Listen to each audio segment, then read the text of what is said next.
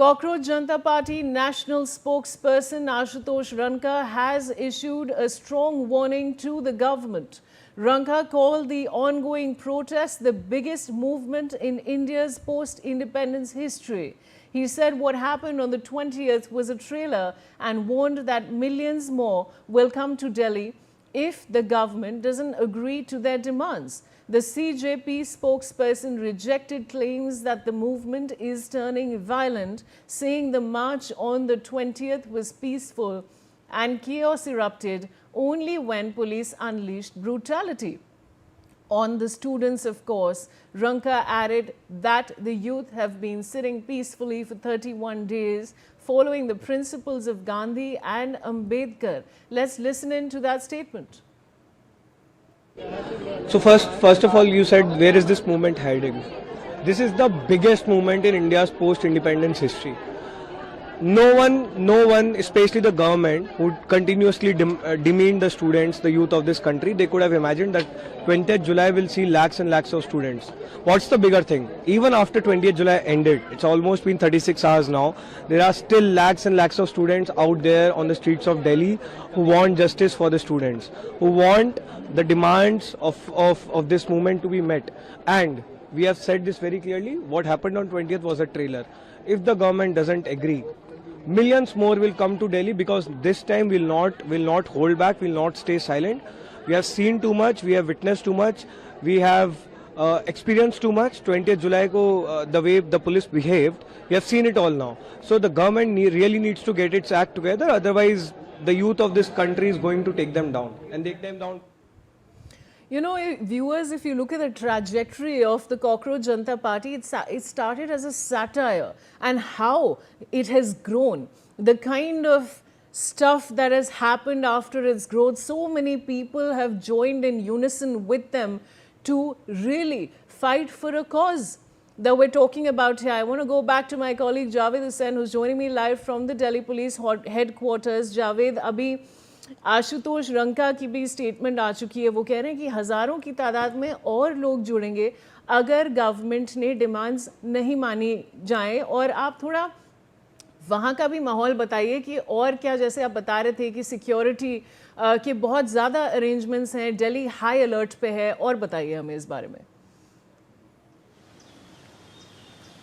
देखिए, जंतर मंतर के बाहर अभी इस वक्त जो है फोर्स धीरे धीरे बढ़ाई जा रही है, लेकिन जिस वक्त जो है सुबह के वक्त अगर हम बात करें तो उस वक्त बहुत ना के बराबर दिल्ली पुलिस के फोर्स वहाँ पे मौजूद थे. और जो अगर अंदर की बात करें, जो हम जब वहाँ अंदर का जायज़ा लेने गए थे तो उस वक्त वहाँ पर तकरीबन 1500 से के करीब जो है छात्र और वहाँ पे जो लोग हैं, जो भीड़ है, वो वहाँ पर उस वक्त मौजूद है. और वहाँ पर कुछ जो है 100-200 लोग जो है जंतर मंतर के बाहर जो टॉलस्टॉय मार्ग है, जो जंतर मंतर की ठीक बैरिकेड वक्त मौजूद हैं. और कई जो प्रोटेस्टर्स हैं वो पैदल, मेट्रो से या ऑटो से अलग अलग जो कन्वीनियंस के ज़रिए वो वहाँ पर जो है पहुँच रहे हैं, कन्वेंस के ज़रिए. और उसके बाद वहाँ पर जो है अभी जिस तरीके से CJP ये दावा कर रही कि और भी हज़ारों लोग जो हैं वो वहाँ पर पैदल मार्च करके पहुँचेंगे. तो कल रात की अगर हम बात करें तो कल रात में भी करीब कम से कम 2,500 से 3,000 लोग जो है द पार्क होटल के पास, जो कि कनॉट प्लेस का रास्ता आउटर सर्कल को जाता है, वहाँ पे काफ़ी भीड़ थी. यानी कि जंतर मंतर से लेकर जो है संसद मार्ग का जो कनॉट प्लेस का रास्ता है, वहाँ पर रात के करीब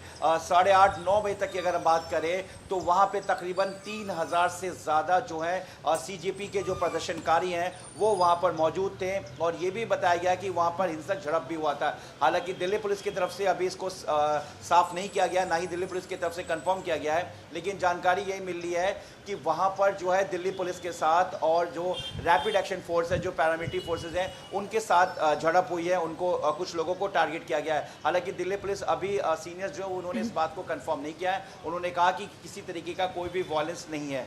अब जिस तरीके से इस पूरे प्रोटेस्ट में चंद्रशेखर आज़ाद, जो कि नगीना से सांसद हैं, समाजवादी पार्टी के कई बड़े नेता जिसमें अखिलेश यादव भी थे, और जिस तरीके से राहुल गांधी ने इन लोगों ने कल जिस तरीके से पीएम के घर के बाहर जो है धर्मेंद्र प्रधान के रेजिग्नेशन को लेकर जिन्होंने प्रदर्शन किया, और सीजेपी के इन मामले को लेकर जिस तरीके से जो पुलिस की तरफ से लाठीचार्ज हुई उसको लेकर जिस तरीके से इसके विरोध में जो है जो वहां पर उन्होंने प्रदर्शन किया, ये कहीं ना कहीं अब सीजेपी जहां एक तरफ जंतर मंतर पर बैठी हुई है, वहीं हजारों की तादाद में जो कल शाम तक लोगों की भीड़ दिखी, और ऐसे में अब जिस तरीके से पॉलिटिकल पार्टी इस पूरे मूवमेंट को कहीं ना कहीं इसमें शामिल हो गई है, ये कहीं ना कहीं माना जा रहा है कि अगर ये प्रदर्शन ऐसे चलता रहा तो ये सोर्सेज के हवाले से माना जा रहा है कि कहीं ना कहीं एक बड़ा जो है असर डाल सकता है। क्योंकि देखिए 15 अगस्त आने वाला है, देश की सुरक्षा और देश की आंतरिक सेफ्टी की बात करें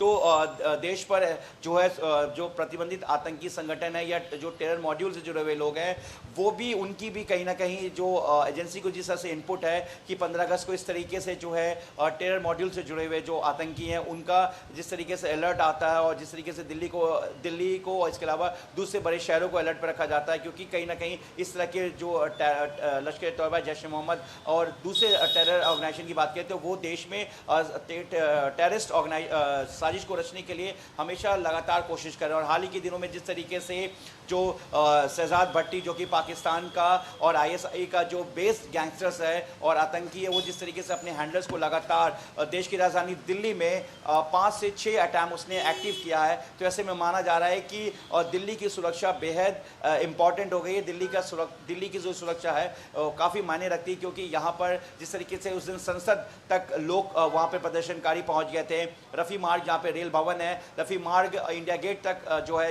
कर्तव्य पथ तक वो लोग वहां तक प्रदर्शनकारी पहुंच गए थे। जमकर हंगामा हुआ था, प्रदर्शनकारियों पे दिल्ली पुलिस को टीयर गैस के शेल छोड़ने पड़े। उसके साथ जंतर मंतर पर दोनों साइड से पुलिस ने बैरिकेटिंग की थी। बैरिकेटिंग को तोड़कर जो उग्र प्रदर्शनकारी है वो अंदर दाखिल हुए, जिसमें दिल्ली पुलिस को जवाब में जो है लाठीचार्ज करना पड़ा। उससे पहले प्रदर्शनकारियों ने भी जावेद, बेहद जरूरी जानकारी आप हमें दे रहे हैं, बहुत बहुत शुक्रिया हमारे साथ जुड़ने के लिए। And viewers, as my colleague is also saying, 15th August is approaching and it's really important for Delhi to be secure because of what terrorist organizations perhaps keep planning out. But then look at the kind of ruckus which is currently on. Hopefully the situation will be sorted and voices will be heard. But we'll keep you posted about every development as far as this protest is concerned here on NewsX. But now it's time to move forward.